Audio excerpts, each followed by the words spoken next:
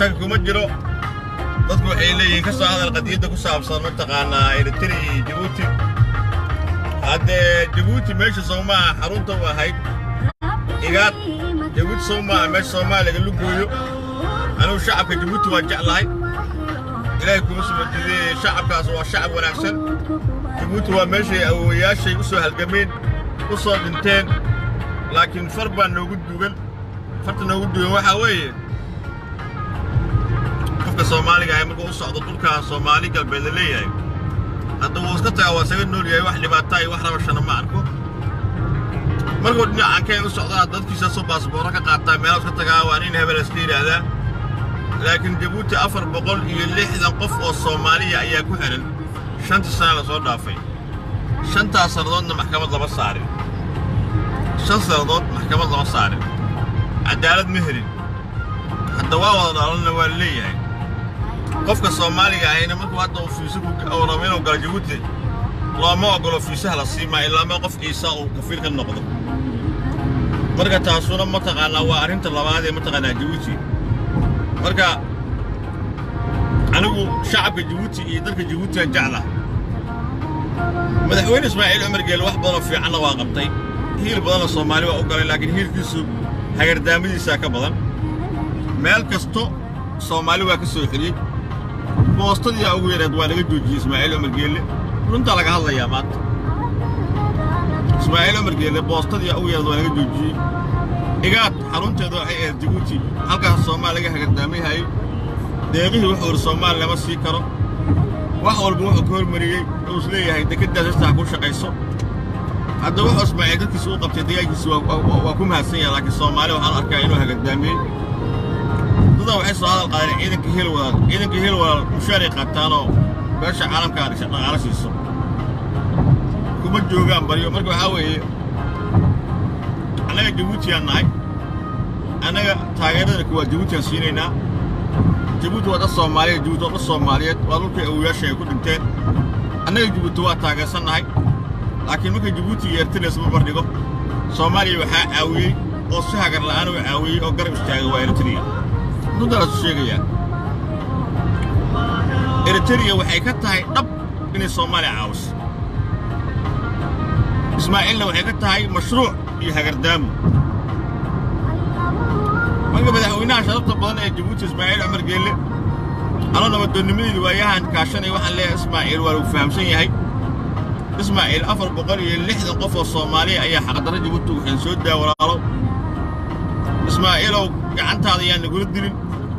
إسماعيل لو وحي مروه صماني سكورقب وحي هوس جوياش صماني صماني كورقب إسماعيل لو جبتوا حق أولنا وحي هاي أو ياشينا كل تحنا شيء جبتوا مركز إسماعيل لو أنا واحد إسماعيل واحد دولنا أنا جبتي إن باسبورك ويانا أنا إسماعيل واحد دولنا الصومالي هاي إن جبتي في سلان قالنا أنا واحد دولنا جبتي أخوك رعصنا أنا واحد دولنا إن السكين حرسل حوله إسماعيل واحد قاسوا الناس بدل إسماعيل صومالي ماذا أشياء جيس أفكار باركيس النقط إسماعيل وذاك الصوماليات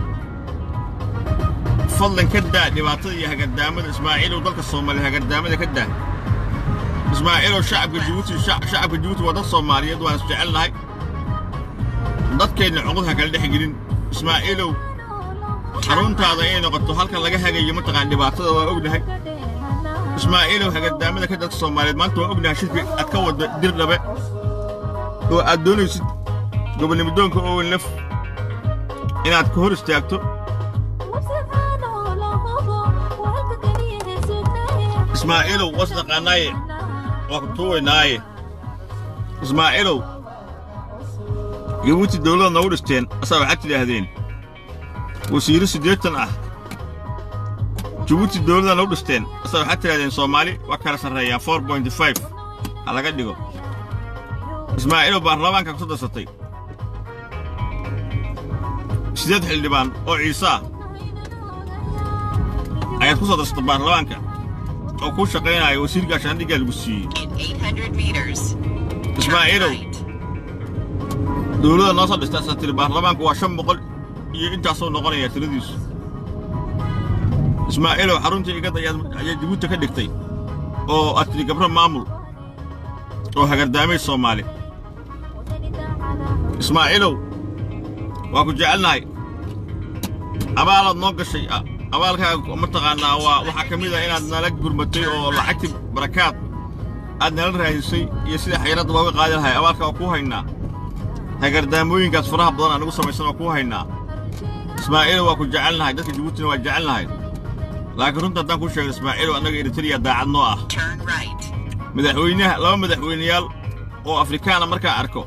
واقيرو ذا وجبوده مركا أركو وافرحا adiga iyo kuwa kale oo Soomaaliya marka arkana waa naxaa siyaasad fuwaak marka arka waa farxaa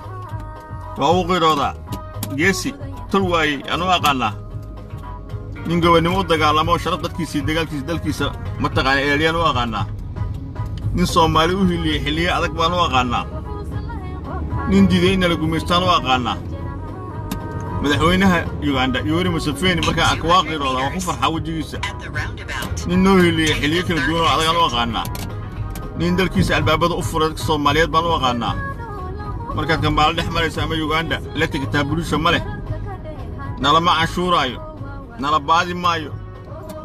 دل كينيو كان تندري منا إلى تدي والله مت إسماعيل جبوت ساسا لقى الدنيا جسارني ما لدي جسارني إسماعيل جسارني من غداف إسماعيل ديجي إنها كان أحسن أنا أنت أصلاً كلية وعم متقنا قرح بوه دوكسو هاليا دولة هيدا دو إسماعيل أنت أصلاً ليا وحن كعذر دارنا ورالي قريب وحسينيا شعب كان وراها إنه يرجب وتهدي هذا الكي وقذف يكون أركيهم حالي رالك هذا إذن كو جعلنا هاي ضل كانوا جعلنا هاي لكن هو كان كين الحقائق قضب كتسنينا يقياميها قدامه ساستي رالنا هذا وبالله التوفيق صومالي همدودو صومالي هقولوست صومالي هسرعضو قولي قبل نمو فيفا إريتريا هالنورات وبالله التوفيق